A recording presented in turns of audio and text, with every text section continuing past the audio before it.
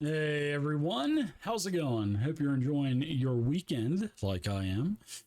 I want to talk to you about the Dungeons and Dragons 5th edition Player's Handbook. And not only do I want to talk about the Player's Handbook, and I want to talk about each chapter, I've actually been wanting to do this for several years now, but I just haven't gotten around to doing it. But the player's handbook for D&D, it has everything you need to play the game from a player standpoint, and have all the rules and spells. So it's a great book. I mean, it's a little over 300 pages. It's got tons of beautiful art in it.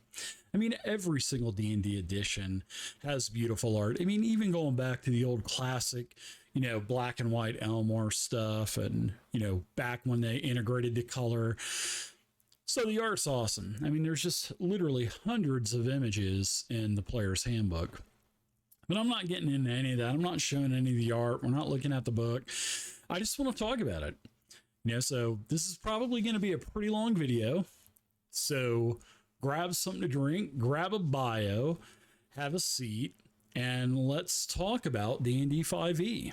So the first thing I want to say about D&D 5e is it is probably the best game for new players getting into this beautiful hobby that we love. And it's great. It's awesome for new dungeon masters as well. It's got a lot of nice little sidebars that kind of explain what's going on, not only in the player's handbook, not as much in the player's handbook, but especially when you're getting the campaign books and, the adventure books and stuff. There's a lot of tidbits for DMs and new DMs, especially with the Lost Mine of Phandelver. So, but I can't stress that enough. D&D 5e is beautiful for new players and new game masters alike. And I think the reason is because the theme for D&D 5e, in my opinion, is just keep it simple. I mean, that can cause a lot of gray area, which it does. And I've heard on Twitter and Facebook, Jeremy Crawford and Mike Merle say, "Oh, it's up to your DM," when someone asks, how about this rule? That they always say, "Well, that's up to your DM." So, but yes, the theme for D&D 5e is keep it simple.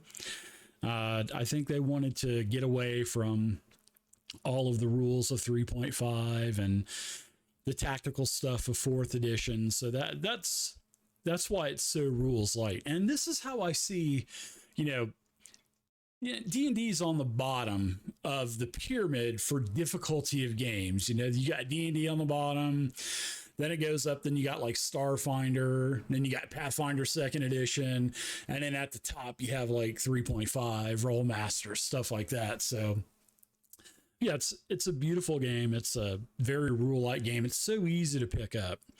And yeah, I mean, it's great for new players and stuff like that. So the game, came out in 2014.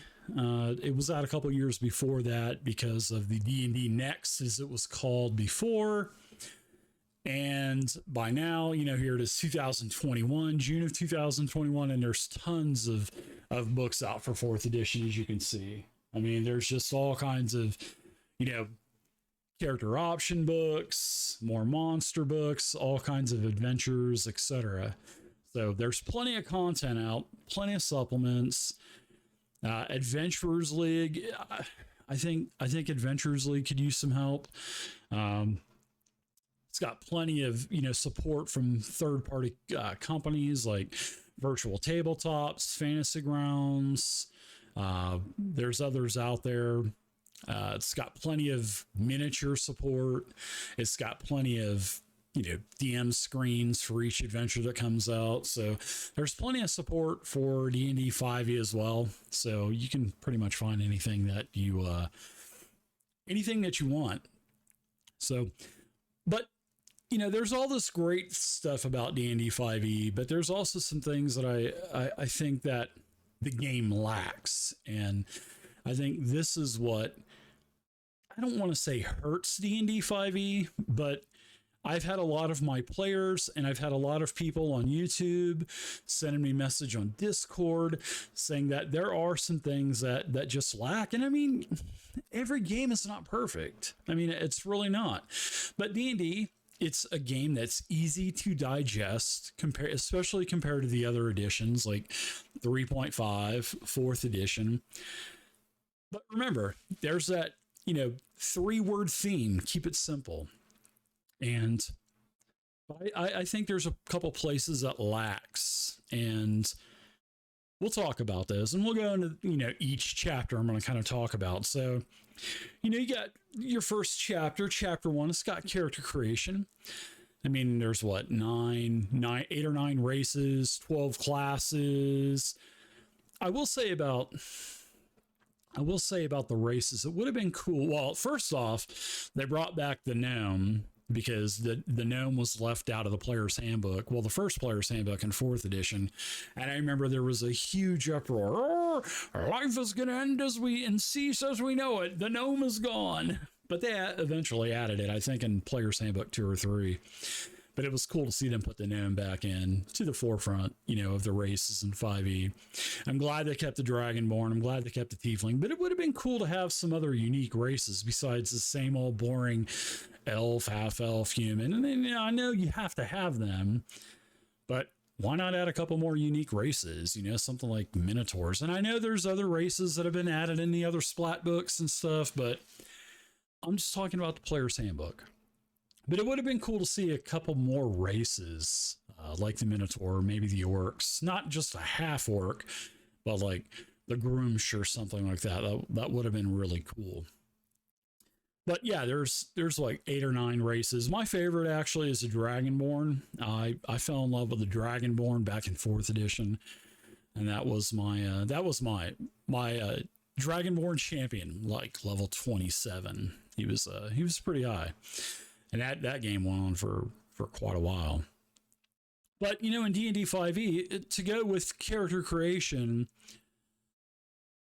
in previous editions, there were restrictions with races and classes, and so they did away with that. And I really like that. I like to where the player can put together their own race and class combination and why they are what they are with your backgrounds, your ideals, your bonds, your flaws, your background story itself. So that's a great thing about the no limitations. And then they added sub races, and sub races go all the way back to what the 2nd edition racial books, the Auburn red racial books. So they put like deep gnomes in there and different types of elves like the Drow or the Eladrin or whatever. So, that was cool as well. So, I mean, they're touching it and they're giving you variety on all these, but it would have been nice to have more like class features, sort of, like they did with the, the classes and the archetypes. And there are, there's some, each race gets their own little gimmick or something like that, but it would have been cool to give you more choices because let's face it, 4th edition, if you're a fan or not, you can't say that there weren't choices in 4th edition. And from what I've seen, players love choices. So it would have been cool to see more types of racial feats that actually, not anything that would boost your ability scores, because the number, and I'll get into the numbers and mechanics and stuff as well. So, but yeah, not any kind of feats that adds something like, oh, +1 to this or +1 to that. Just racial feats that you can choose that give your character a little bit more variety. And I think they might have touched in that in later books, but I'm just talking from the core book standpoint. So, but more choices would have been cool. Then you got, you got your classes, your 12 core classes. I mean, it's the same 12 classes in every edition. Why can't we do something different? I mean,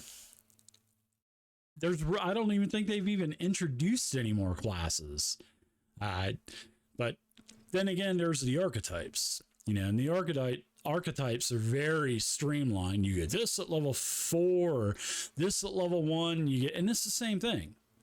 And in my opinion, that's where D&D lacks. Remember I mentioned that word lacks a couple of minutes ago. But I think class structure lacks in D&D 5e. And this is just not what I've said, this and what I think, but I've heard my players actually say, wow, these classes are boring. And, you know, some classes are very boring. So every single fighter champion is the same. Every single assassin rogue is the same. Most, I would say at least 85% of the class and archetype combinations, they're the same thing. So if you've got 5 people playing, you know, in 5 different games, 5 fighter champions, they're the same exact thing. There's no variance. There's no difference between those 5 fighter champions. I mean, that's what I've heard from my players. And, you know, I've kind of thought that as well since the very beginning. But the archetypes, you know, it does give you variety on the different archetypes. You know, you can play an Eldritch Knight, or, you know, you get to choose some spells there, or, you know, you could play a Purple Dragon Knight from another book, or you can, you know, so they've added a lot of archetypes throughout the years. But I'm just talking about getting choices. And, you know, a lot of people have actually mentioned that. And, you know, I read a lot of, you know, Discord, and I read a lot of forums, especially the old Wizards forums that aren't around anymore. And a lot of people were saying, hey, it just lacks choices. And I totally agree with that. So I think that's one of the only places, well, I guess you could say one of the only areas in 5e that lacks. It's just, there's not a lack of variety from classes and archetypes. It's just the structure of the class. And I think the best put together class may be the Paladin. And then you know, here you have the Battlemaster Fighter. Now that gives you choices. You get to choose your maneuvers, all right? You also got Warlocks, their incantations. That gives you choices. You know, Sorcerers. I mean, sorcerers kind of, with their meta magic, they get some choices as well. But if they would have put more choices like that into every single class and every single archetype, I wouldn't be talking about that right now, because I think the Battlemaster set up pretty nice. I think you know, with the Eldritch Invocations, with the Warlock, then you got the meta magic with the Sorcerer. If they just would have expanded on that more and added that into all 12 core classes, I think that would have probably, you know, done a better job with the classes. But like I said, I mean, the game is still fun. You know, I'm not knocking the game at all, because I played it for 8 solid years, so obviously I like the game, you know. So, but you know, that the classes are what kind of lacks in D&D 5e. And like I said, they are very streamlined. And they just needed to add a little bit more choices. I mean, you don't have to go as radical as 4E with choices every single level, but at least, hey, you know, don't make feats optional. But I know why they made feats optional, is because everybody's going to take all the feats that have all the ability score. They're not going to worry about what feat it is. Who cares about that? I just want that +1 dex, which is an overpowered stat in the game, or a +1 con or a +1 strength. So if they would have done away with the ability scores built into the feats and just left them plain with, you know, different little quirks and gimmicks, you know, they could have given you an automatic feat at X amount of level and an ability score improvement. So there would have been more customization there. So yeah, it's a great game, like I said. Now, the other thing that I liked about this, which kind of goes back to the other editions, is the point buy. You know, you could start with a 15, 15, 15, 10, 10, or 8, 8, 8, or something like that. So you get 27 points, you can spend it. But then again, some people don't like that. Some people are like, I just want to roll. And then when they roll 7 8s or 6 8s, however many ability scores you're going to let the player roll. You know, I actually had one player waited a long time to get into one of my games, and we were playing D&D 5e. I think we were going to play, I think it was back when Out of the Abyss came out. And he had waited like a year to get into a game, and then it was his turn, and he said he wanted to roll. And I said, well, you got the 27 point buy if you want to do that. He goes, oh, no, I'm going to roll. And then he rolled, and he rolled horrible. I mean, he rolled, I give him a minimum of an 8 anyway. So if you rolled a 4, you got an 8. So he had like 4 8s, like a 9, and an 11. And he wasn't very happy with it. And he goes, well, can I take the 27 point buy? I said, no, because you already rolled. So he made a character anyway. And then that night he emailed me and said, well, because he made a dwarf, and he says, well, I'm just going to go ahead and make my dwarf a smith, and then I'll just roll up another character. And I said, no, dude, if you're not playing that character, you're not playing in the game. Because if I let you do that, then every single player is going to roll. And then if they don't get 6/18s, they're going to want to do a point buy. So he got mad, and needless to say, he didn't get to play. So, but I'm sure, you know, you as a DM, all you other DMs out there watching, I'm sure you probably would have did the same thing. So, but I do like the option of the point buy. You know, that was a big thing in 4th edition as well. Not a point buy, but there was a ton of different arrays that you could just choose from. And then I also liked how in creation that your class and your background gave you your equipment. So if you chose, you know, fighter, you get to choose weapon, armor. And then if you chose like a soldier background, you'd get this, and this type of, you know, adventuring kit or a pack or something. So I did like that. That was a pretty cool new twist. But yeah, character creation, chapter 1, 2, 3, that's, you know, character creation, your races, your classes, and then there was multi-classing, right? So a lot of people in D&D 5e that were playing, especially at first, I don't know if people just don't read, you know, the section on multi-classing, but multi-classing can be pretty cool. I personally don't recommend multi-classing if you're playing a long-term game, because it's all about combined levels, right?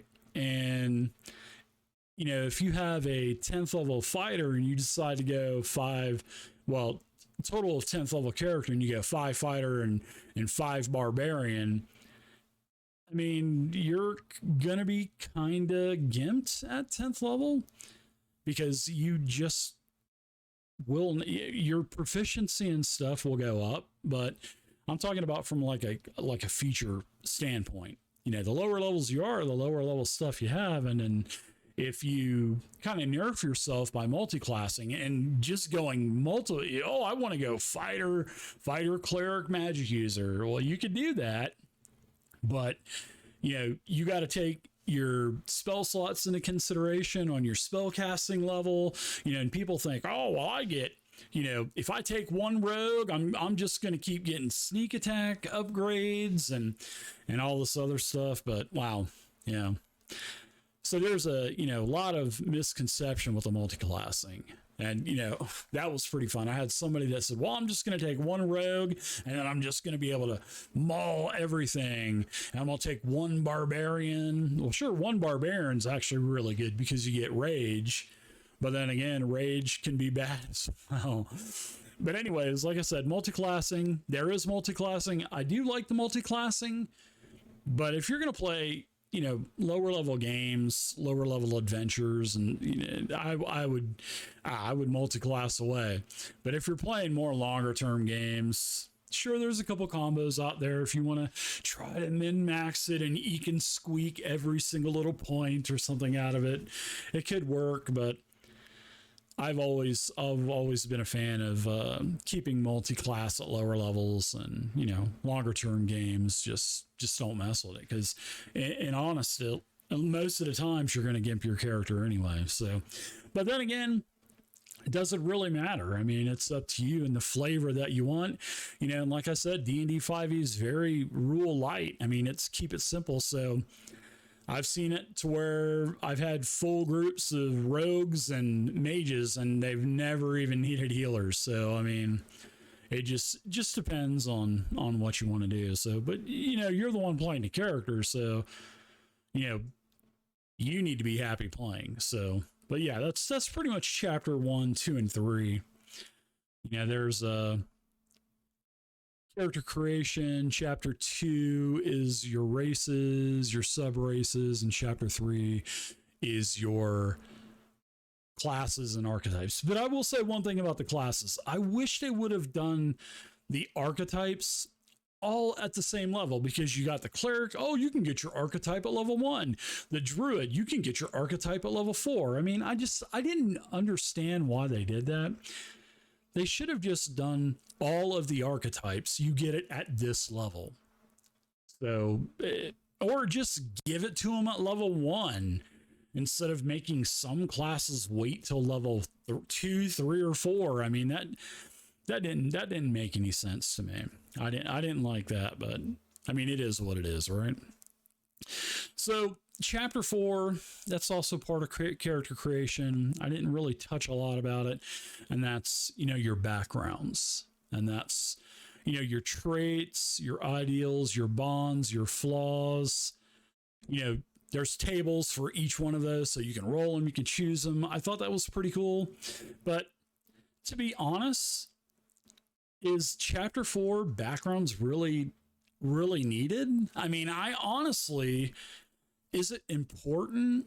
Sure. I mean, for the 100% role player it is, but how about a chapter on role play instead of calling it backgrounds? Why don't we have a chapter on role play? There's no chapter on role play in D&D 5e.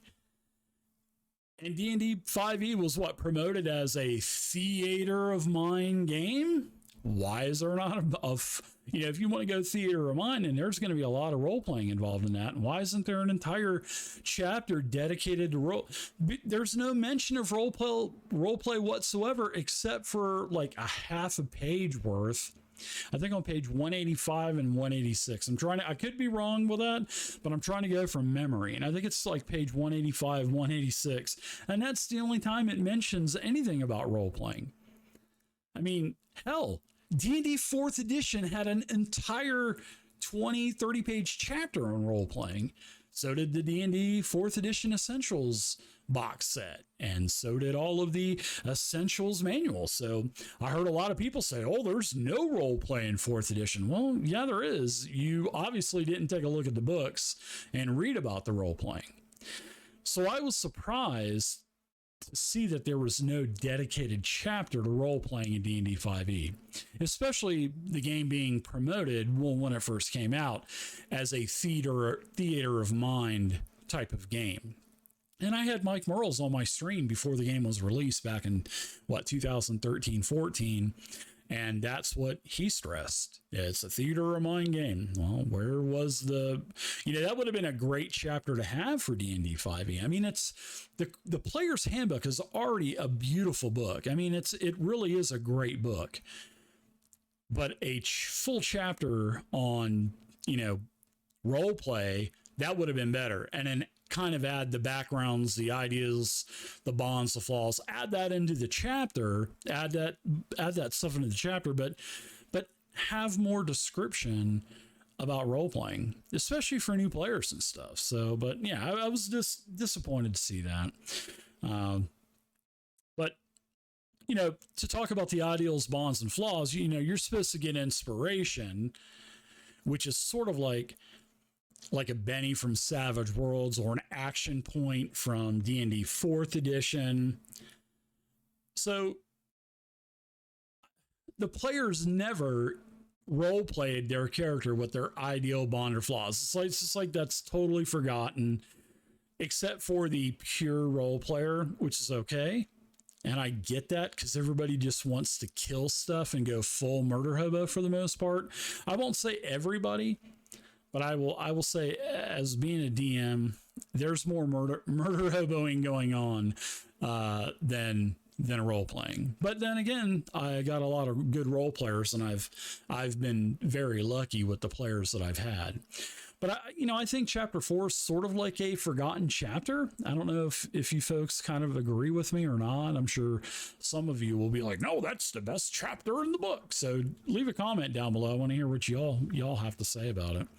But I just don't think chapter 4 was an important chapter, especially just labeled backgrounds. Why don't you just call it role play, and then add a lot more to the chapter about role playing, different types of role playing, etc., and then say, oh, here's your backgrounds, your ideals, your bonds, your flaws that you can use with your character, because nobody bases their character around their ideals, bonds, or flaws. So I've out of all the games that I've ran for D&D 5e, I've only had very few players do that, and that's just my opinion on that. So yeah, like I said, just wish there was more role playing, a whole chapter dedicated on it. So chapter 5 is the equipment. It's your boring chapter of equipment, not just in this book, but any game that has an entire chapter. You have to have it. Your game has to have all the equipment, has to have all the armor, the weapons, etc. Granted, I will say that there is one really nice highlight of this chapter, and that's, y'all remember the trinket, D100 trinket table, 161. That was great. I loved it. There's like petrified mummy hand, and then that's great for the DM to add that into some type of like plot hook for the campaign or the adventure or something. And hell, as a DM, you could even roll a couple items off there and just give them to your players, and just later on incorporate those items into the adventure that you're doing or the campaign, maybe a little side adventure. But yeah, I did like the D100 trinket table. And I will say, there's not a lot of equipment. I mean, there's not a lot, not like there is in other games like Pathfinder. Pathfinder's crazy for equipment. I mean, it really is. In fact, sometimes I think like Starfinder and Pathfinder 2, I think they go a little bit overboard on equipment. But then again, the more the merrier, right? And I'm not complaining about it. But I think 5e hit the nail on the head with this. I mean, the theme is keep it simple. So let's just keep it Let's keep it simple with simple weapons and martial weapons. In other games, there's a lot more different weapon classes than that. So the one thing that I wish they would have stressed a little bit more in 5e was the weapon specials, the special properties, stuff like what is it? With Dex, you can do it.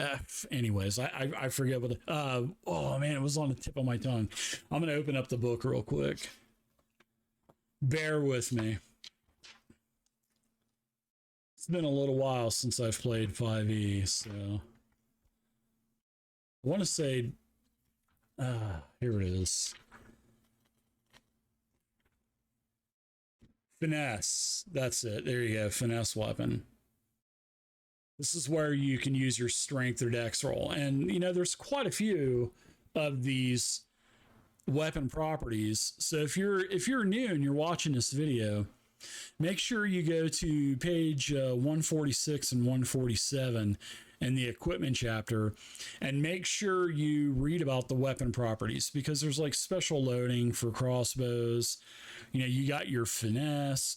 You've also got versatile, which is like you can use a weapon one-handed or two-handed, all that good stuff. So make sure you read about that. And it's much worse in Pathfinder 2, because there's a lot of other weapon properties. There's armor properties for getting crit. So there's more crunch in that. But for 5e, there's some weapon specializations, and you really need to take a look at them.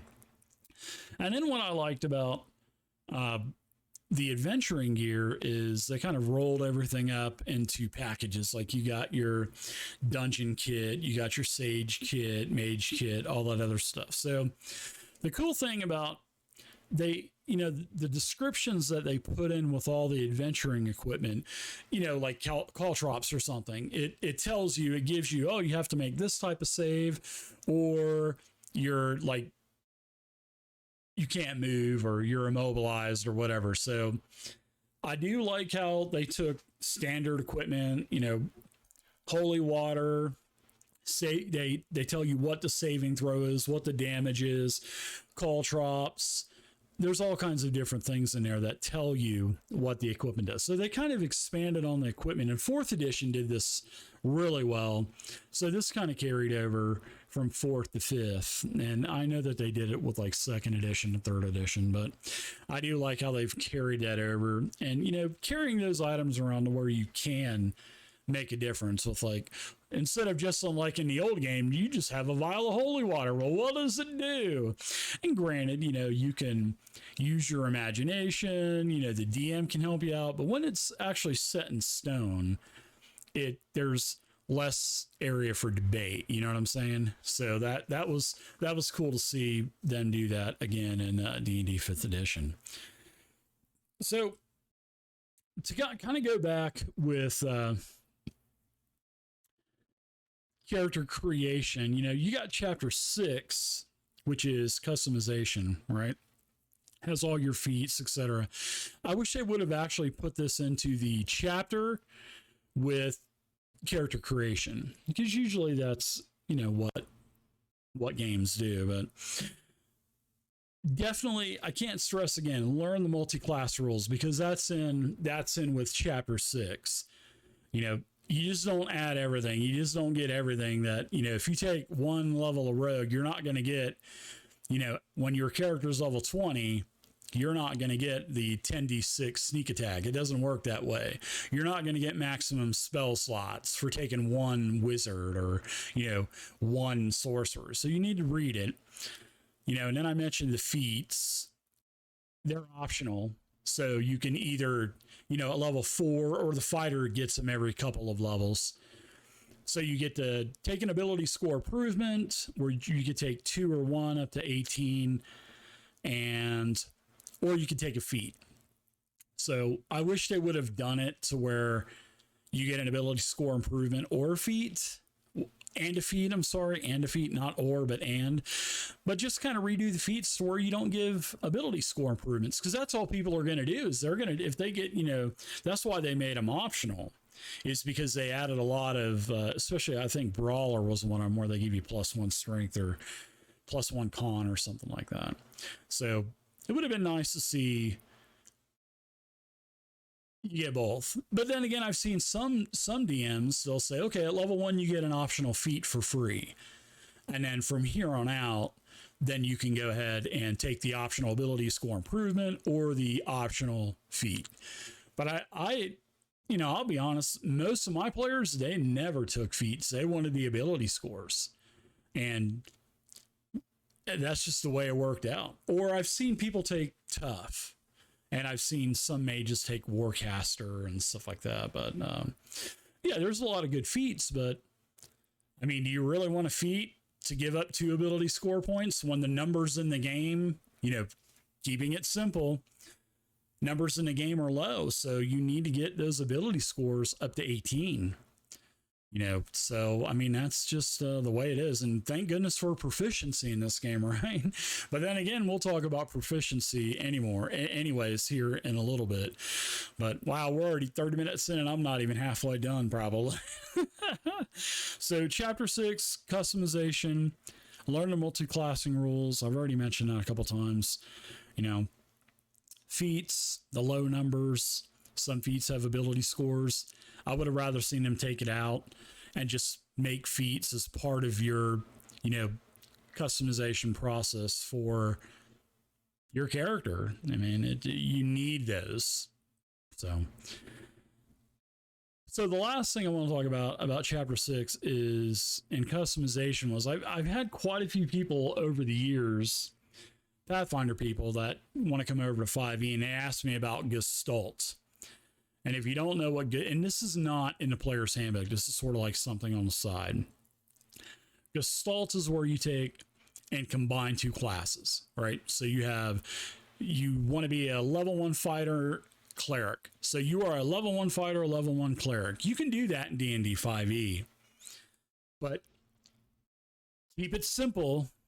The theme is keep it simple, and the numbers are really low in D&D 5e. So I personally don't see the need for a Gestalt game like you would in like a Pathfinder First Edition, or maybe even a Pathfinder Second Edition.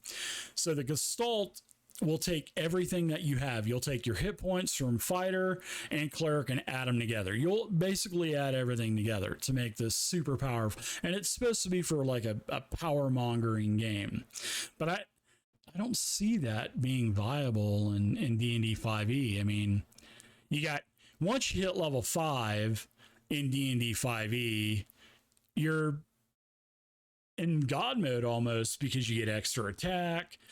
You also get fireball, lightning, and all those big spells you start getting. And so once your primary class is 5, you are starting to get pretty powerful.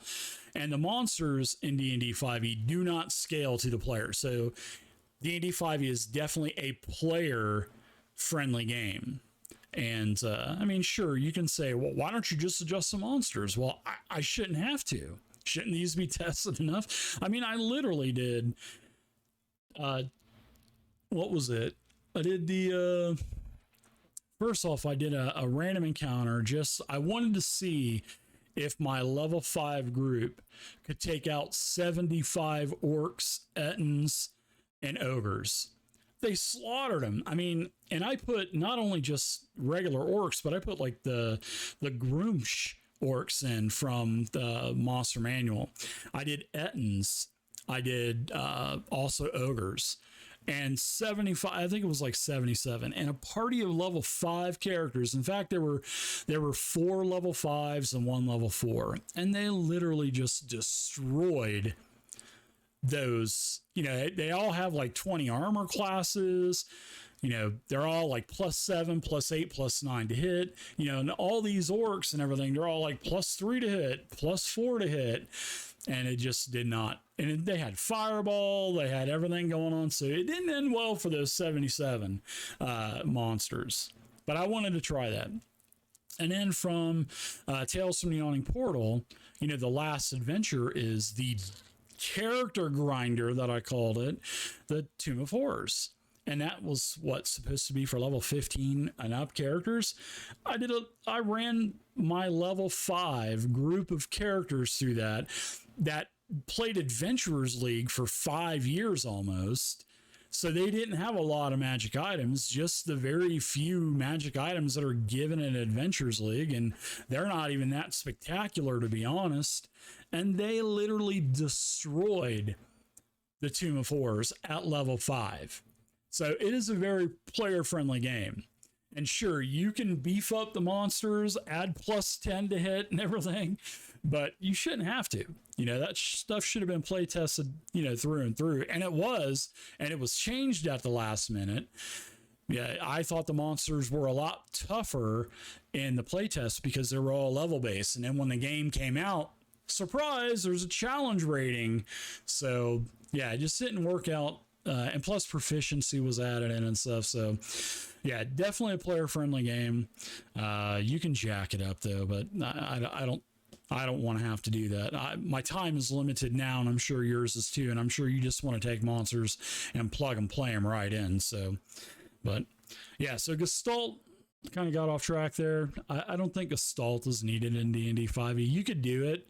And, you could probably max out the hit points on the monsters and maybe give them, +5 additional to hit, stuff like that. That may make the game a little bit more difficult for the Gestalt characters. But like I said, I wouldn't recommend doing Gestalt. So the next 3 chapters are chapters 7, 8, and 9. And these are all the rules of the game.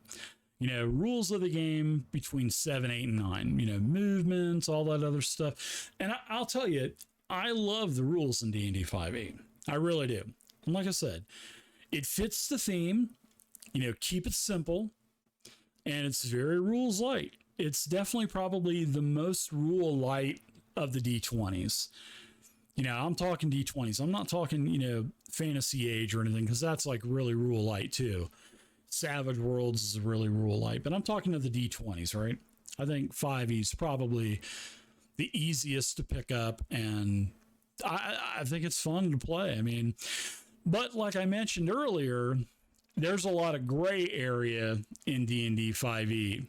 So, I mean, it's up to you as a DM. I mean, that's what Merles and Crawford says all the time on social media. So, but rules like I can't stress that enough. It can lead to some, discussions between DMs and players, and I've had that. So, but yeah, gray area. So every game has a gimmick, right? And I like the gimmick in D&D 5e. It's advantage and disadvantage. That's the big gimmick. But then again, they stole that big gimmick from D&D 4e. So if you actually literally played 4e, you would know that on a lot of powers, it would say roll twice, take the best, or roll twice and take the worst roll. Advantage and disadvantage, because that's what it is. Roll twice, take the best roll twice, take the worst roll.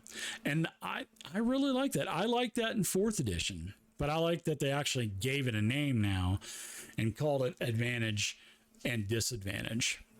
I'm not too sure if it was in 3.5. It might have been, but 3.5 is the edition that I've spent the least amount of time reading about and gaining knowledge about. So yeah, every game has a gimmick, advantage and disadvantage. I love it. It's great. It can be very advantageous, and it can be very harmful to you as well, especially when you get disadvantage on a roll. And plus with all the numbers, I mean, chances are you might end up missing.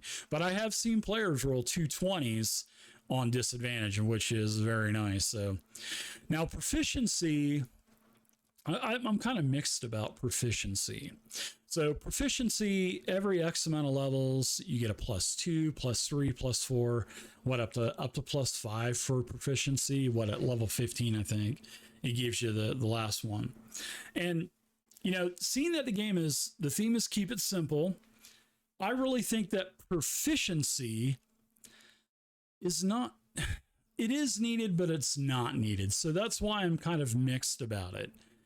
I mean, you can get, your players are rolling around with +8s, +9s to hit, and these monsters are like +3, +4, +5. And then on top with their low natural armor and the player's high armors.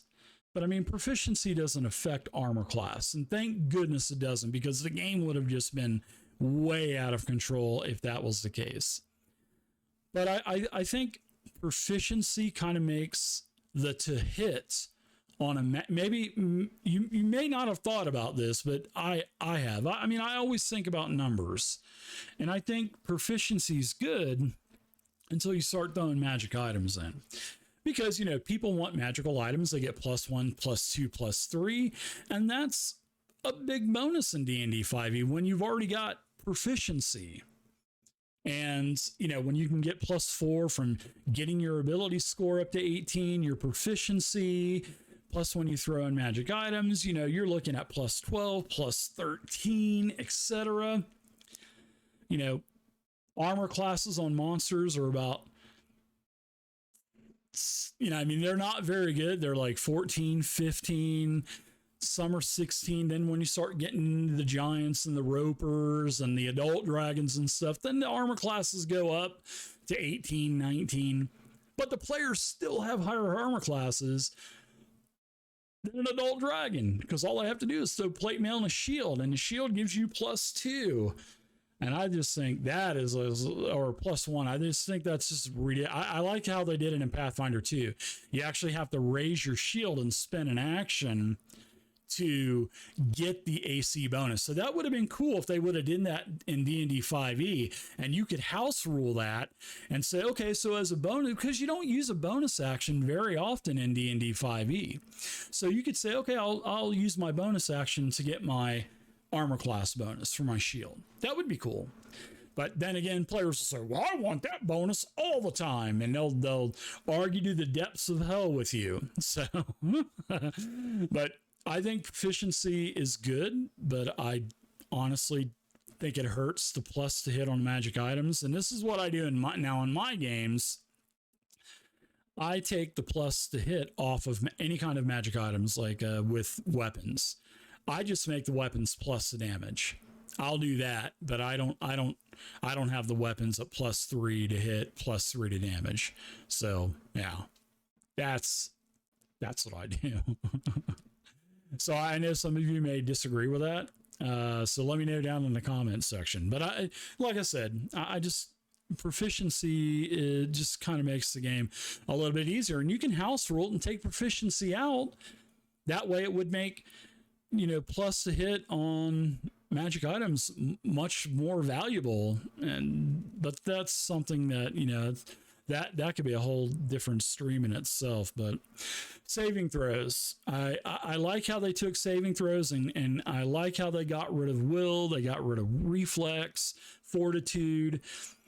But it's basically the same thing. They just added it into your ability score. So you'll do like a strength saving throw, or a con saving throw, or a wisdom saving throw. So a wisdom saving throw would have been will back in 4th edition 3.5. So now in 5e, it's just give me a wisdom saving throw. So I do like how they got rid of the will, reflex, and fortitude labels and just added them into your your core abilities for 5e.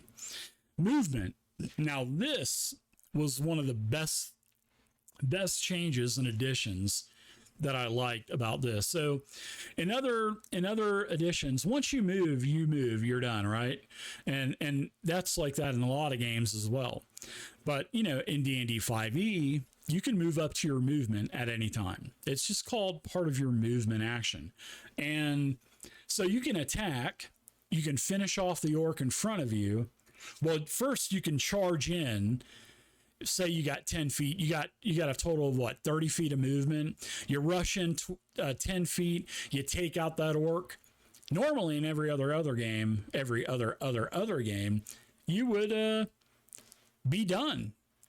You wouldn't be able to move again unless you had like a special feat or something like that would allow you. But in 5e, you can move in 10 feet, attack, and kill that orc, and then you can move up to your other 20 feet in movement. So if there's another target 20 feet away, you can move another 20 feet as part of your action, or as part of your standard action, your little action that you get, your bonus action, and then your movement. I mean, I like that. I love that. Mages can run around the corner, cast a spell, and then use the rest of their movement and duck around the corner again. So the movement was definitely a great new addition to D&D 5e, and to go along with movement, I'll say disengage was nice as well. Even though in previous editions it was like a 5-foot step or whatever you want to slide, but you can actually use an action to disengage and disregard all attacks of opportunity. So, and then of course the amount of attacks of opportunity were cut down tremendously in D&D 5e, which was also nice. Now, resting. Talk about resting in D&D 5e. The hit dice heals are really nice. I like the hit dice heals. It reminds me of the healing surges that you got in 4th edition. I wonder where they got that idea from for your hit dice heals. Could have been 4th edition again. So yeah, the hit dice heals are really nice. You can roll your die, which is your hit dice for your class. A ranger would be a D10. Fighter would, barbarians D12, rangers D10, fighters D10. So you could roll that, get your con bonus, and you can heal yourself. If you do a short rest for an hour. So The short rests, they were okay. I mean, they're supposed to be what they are, an hour uninterrupted short rest. Use your hit die seals, you burn them all out, then you're out. And then you can't, sure, you can take more short rests, but then you couldn't get any more healing dice. Now, the problem with 5e is the long rest. Every time a party, and I've seen this not only with my players, and then I have to explain to them how it works, but I've also seen this on other streams that I've watched and been lurking in the background. And 5e long rests are out of control. Let me know if you agree with me, if you're a DM in the comments section. But long rests are out of control because everybody wants their hit die seals back every time. Everybody wants their spell slots back. And technically in the rules, if I'm not mistaken, a long rest is only done once a day. I'm pretty sure but after every encounter, they want to take a long rest, and they just totally, I'm not sure if the players are thinking straight or what, but, and I've seen this, the DM's like, okay, long rest. They have an encounter, long rest, and a lot of people will say, well, they get their spells back. They get back any kind of class features and stuff, but your hit die seals, you only get back half. And a lot of people, I guess, miss this in the rule book, but when you take a long rest, you only get back half your hit die seals. So if you spent all 4 of your hit die seals at level 4, when you get a long rest, you only get 2 back. But I've seen people, they get all their 4, and it just makes the game so much easier. So read about resting. Short rests are great. They're an hour. But your long rest, you only get 1, folks. But I've seen so many people and so many games just allow long rest after long rest after long rest. They use all their hit die seals, and then they're like, well, you get your hit points back anyway. Why are you using your hit die seals? Oh, it's just a mess. So read about resting. Please read about resting. So this is, oh, man. The one thing that I absolutely, more than classes, more than, and in fact, I don't hate the way classes are set up, because there's quite a bit going on with each class. I just wish there was choices. But the one thing that I absolutely do not like about D&D 5e is the crafting. Holy cow. I don't even know why they put this into the game, but I think I do, because they just wanted to appease the people that would complain if crafting wasn't in the book. And I think it didn't take them long to come up with this. So I don't think there's too much time and effort spent in the crafting. But the way crafting works is you can only craft on a downtime day that you have. You can only craft 5 gold a day on an item. So, everybody wants to craft that plate mail, and that plate mail is 1,500 gold pieces. So what is that? 15 divided by 5 is what? 300? Good luck on getting 300 downtime days to craft that that suit of plate mail. But don't forget, you can cut that in half to 250 days if you have one of your other players in the group, one of your other comrades assisting you. And that's if they are successful on their crafting check to assist you. And then you can double it from 5 to 10 gold a day. Holy cow. Crafting is ridiculously horrible in D&D 5e. They definitely didn't concentrate much, and yeah, it definitely could use a lot of work. And in fact, I'm sure there's probably something on the DM's Guild that would probably improve on that. So now I mentioned crafting. Oof. Now I mentioned attacks of opportunity. A lot less ways of provoking attacks of opportunity. I like that change. You just leave the attack there's no more, like in 4th edition, 3.5 Pathfinder. If you move anywhere around the range, if you just move 1 square over, you took an attack of opportunity. That's the way it worked. But, in D&D 5e, you can run circles around. It's like I've done this in a game before. When I was playing in Adventures League, I was playing a monk, and my monk had like 40 movement around. So I would literally run around every time, every round, I would run around the creature. And the DM's like, why are you doing that? I'm like, because I just like it because I'm not taking an attack of opportunity like I would in 4th edition or 3.5 or Pathfinder. And he kind of laughs and he goes, you know what? You're right. So, but yeah, I like how the only time you take an attack of opportunity is when you leave the range of the attacker, your foe. I love that. And I also like how they did away with casting spells and ranged weaponry attacks. You know, if you had an orc run right up on you and you go to attack it with your bow, they would get an attack of opportunity. Or if you go to cast a spell, right, you get an attack of opportunity. But now they did away with that, and now you get a disadvantage. So I mean, it's still pretty detrimental, and because I mentioned disadvantage is pretty detrimental, and if you have advantage, that's really advantageous. So I do like that change as well, getting rid of the attacks of opportunity with, spell casting and stuff like that. So yeah, the attacks of opportunity, great change. It slowed the game down in previous editions, and D&D 5e has very fast combat. So critical hits in D&D 5e, I like D&D 5e. Critical hits, you get an extra dice. So you don't have to roll, multiply by 2 or multiply by 3 or like other editions and games do. You just add an extra die. So if you crit with your handy dandy longsword, 1d8, you would roll 2d8 and add your modifier. Simple enough, right? And then you could even go that much more and take the half orc, and they get as a racial feature, you get to crit an additional die. So at level 1 with your handy dandy longsword, not only when you crit, you got your bonus die, you get your racial bonus die too. So you get 3d8. So orcs, if you're going fighter, anything that does melee damage, half orc is the way to go. I mean, if you're looking to just do raw damage, go half orc because you get the extra die. So a little tidbit for you. But yeah, I like the way that they did crit hits. There's no more adding it up, doubling, adding your proficiency bonus in twice, or your ability score bonus twice, or your total bonus 3 times. Yeah, the math, they made it really easy in D&D 5e. Now, here's another thing that I'm kind of iffy about: resist and vulnerability.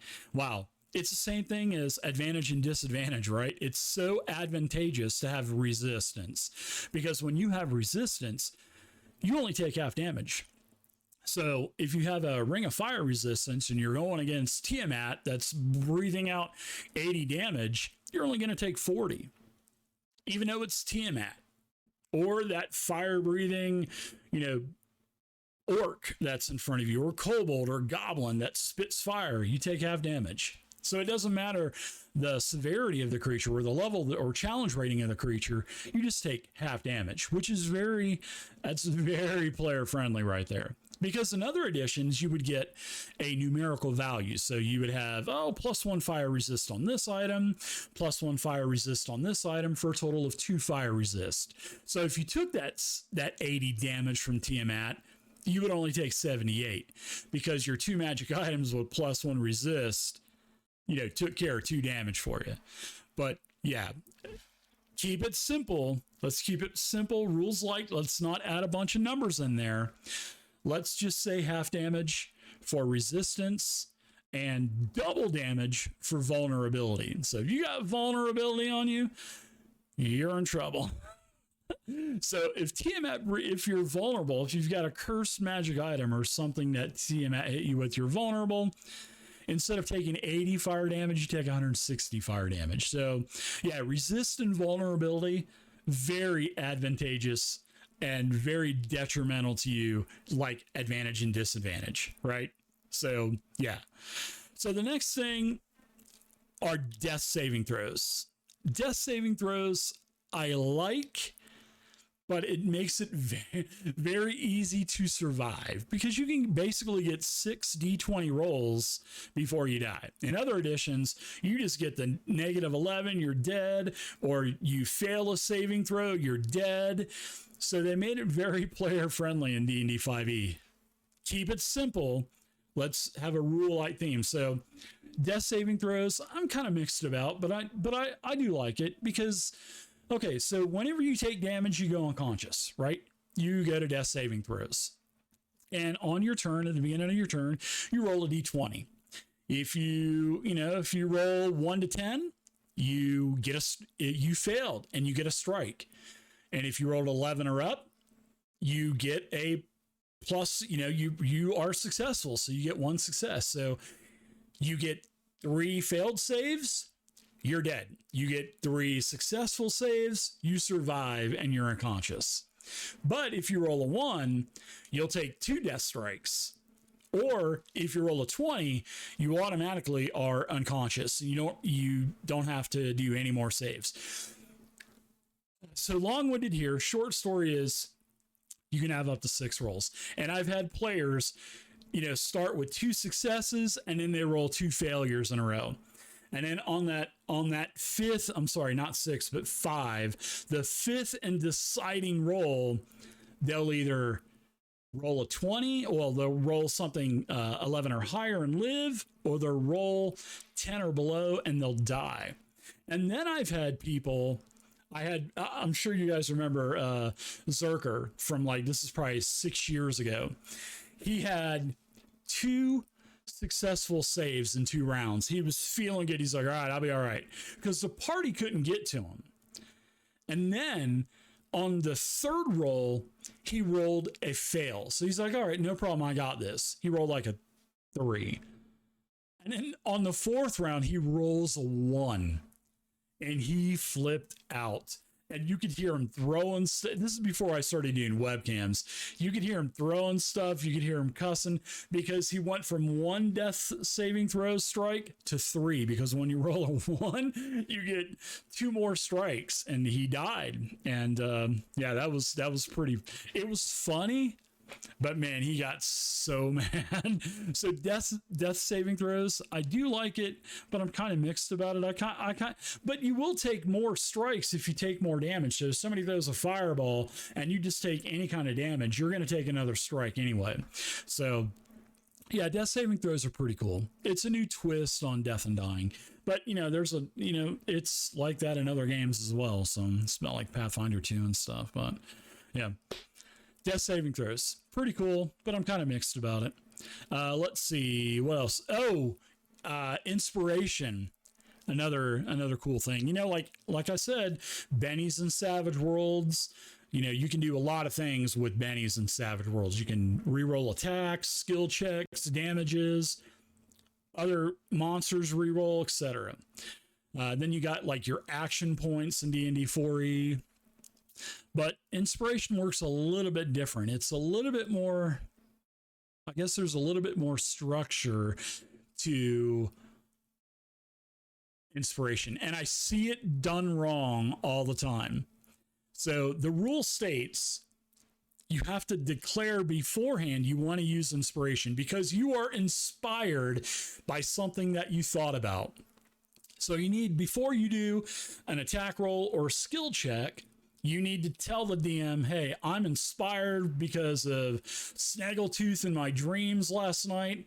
I watched him take out 37 humans, right?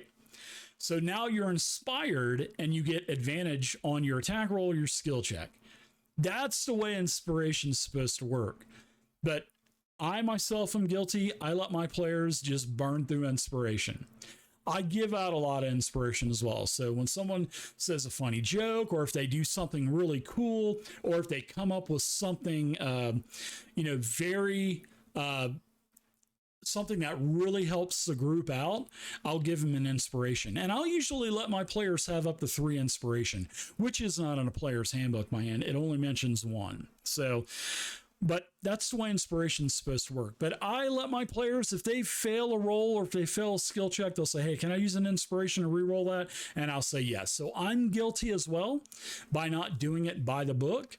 But I mean, cool. Rules are rules, right? Some people like Joseph that I work with at Fantasy Grounds, he is a stickler by the rules. So if it's in the book, that's what he goes by. But me, I use them like as a guideline, and then I just kind of do what I want to from there. So as long as it's not too ridiculous.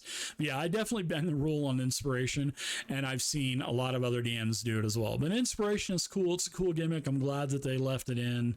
Yeah, that's good. Now, conditions were a huge, and this is the last thing I'm going to talk about the rules. So yes, conditions, massive improvement since, you know, 4th edition and 3.5.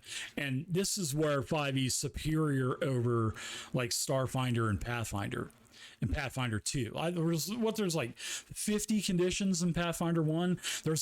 I think there's like 25 or 30 conditions in Pathfinder 2. There's like 20 or 30 conditions in Starfinder. I just don't see the need for that. But they really cut it down in D&D 5e, and thank you, Wizards of the Coast, for doing that. Much better than the other D20 games, 3.5, 4, etc. You know, and in fact, I'll even say most of the conditions just deal with like disadvantage. So you'll have disadvantage on like a saving throw or a skill check or an attack roll or something like that.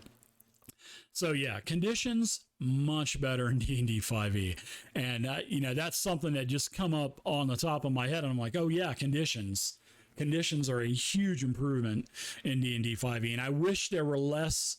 And I'm not trying to talk about other games, but I wish there were less conditions in the other D20 games, like Pathfinder and Starfinder and Pathfinder 2. So now the last chapter I'm going to talk about in Pathfinder core rulebook, in the D&D 5e rulebook, is chapter 10 in spellcasting. To me, and I don't play a wizard, I don't play sorcerers, I don't play warlocks, I don't play anything that wears a robe, because I have to have heavy armor, I have to have a weapon to slice someone's head off or to bludgeon their head in. That's that.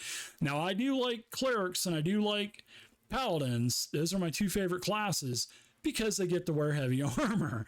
So I'm just not a wizard type of guy. But I, as a bystander that is on the outside looking in to that wizard chapter, I think Wizards of the Coast nailed, and I mean nailed, spellcasting.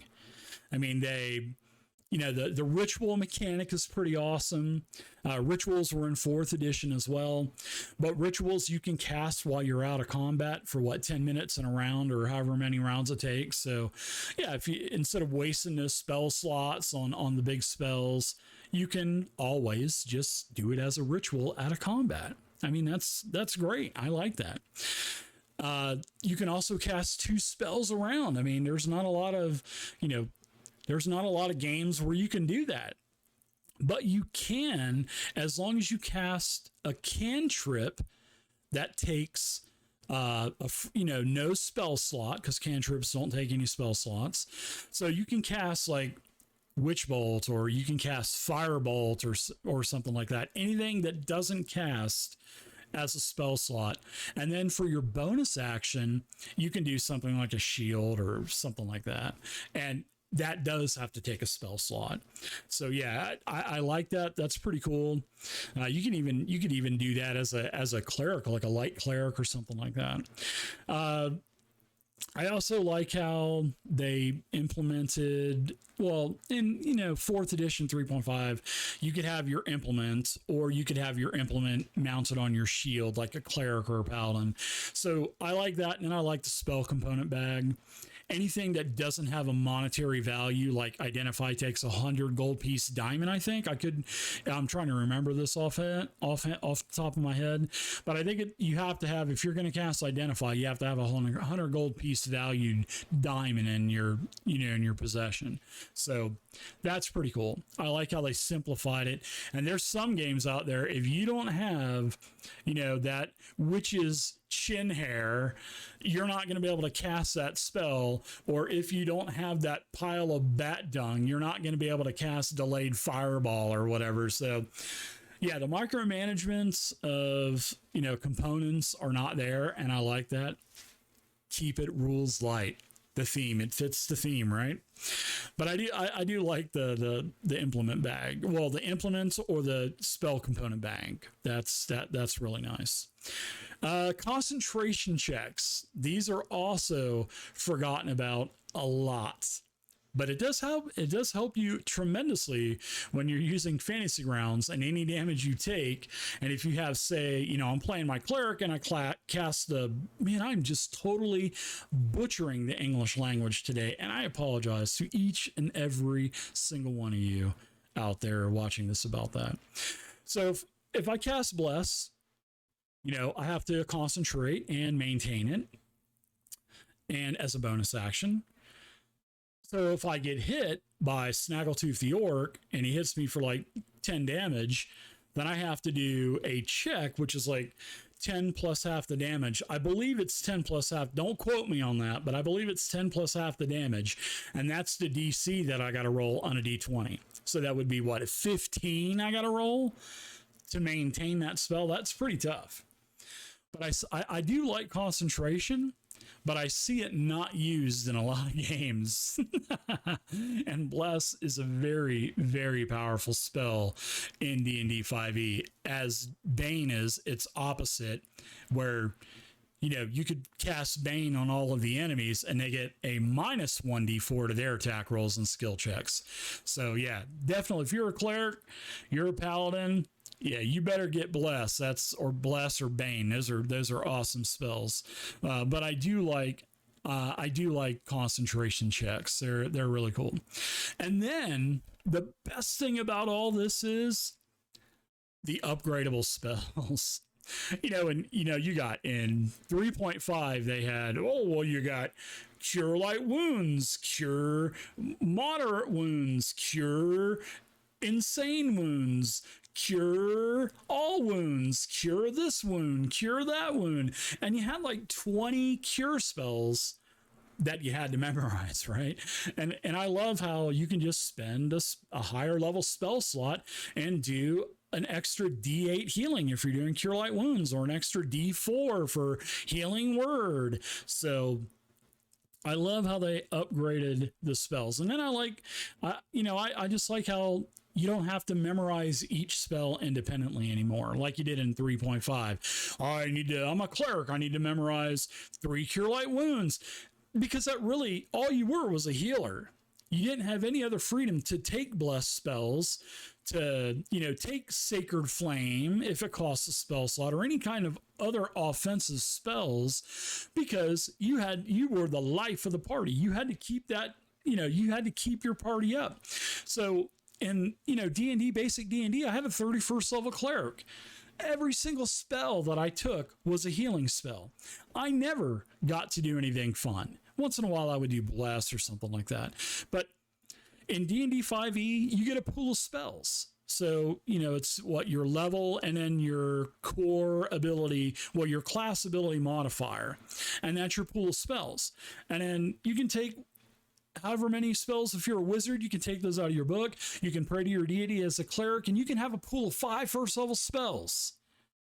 And then you can cast any of those spells. There's no more saying you got to take 3 Cure Light Wound spells every day. Now 5e gives you the freedom of casting a heal, or casting Bless, or casting Bane, or some other, Witch Bolt or something like that you can do offensively.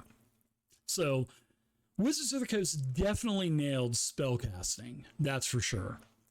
And then a couple little things in the back, all of the deities and stuff. I like how they added in Celtic deities, Arthurian deities, all kinds of Norse deities and stuff. So they just aren't the Forgotten Realms deities anymore. They give you a lot. They talk about the planes, the different, planes of existence, the material world, and everything else around it.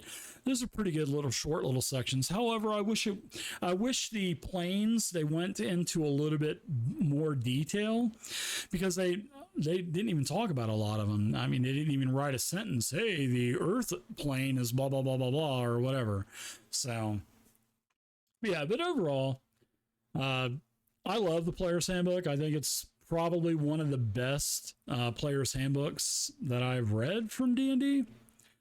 And I've been playing a long time. The only other book that I like more than this book is the Rule Cyclopedia from Basic D&D, but that has the whole game in 300 pages. And the Player's Handbook, this Player's Handbook is 315 pages or something like that. So, and this is just the player's options. So yeah, the game has evolved a lot since the Rules Cyclopedia. But yeah, Player's Handbook, it's a great book. D&D 5e is a great game. Like I said, every game is not perfect. There's flaws in every game, but I definitely don't like the crafting. The crafting in other games is much better. I think the class structure could have been done a little bit better. I wish they would have made feats not optional, but I think I think it would have been better if they would have added it into the core leveling of a character. Just get rid of the ability scores out of the feats. That's all they had to do. So, but I really do. I love the D&D 5e Player's Handbook. It's very new player friendly. If you're new watching this game, I hope you got something out of it. And like I said, it's great for getting into D&D and other. It's a great stepping stone as well to play other more difficult games that have more crunch and more rules. So that's what the kids call it now, crunch. So, but anyways, let me know what you think of D&D 5e. Let me know what you think of the Player's Handbook down in the comment section. If you like the content that you see, please give me a huge thumbs up. Also subscribe to my channel and also click that bell notification on the right hand side. So thanks again for watching this hour and 15 minute debacle that I had here, and I hope you all enjoyed it. And until next time, happy gaming and stay safe. Bye for now.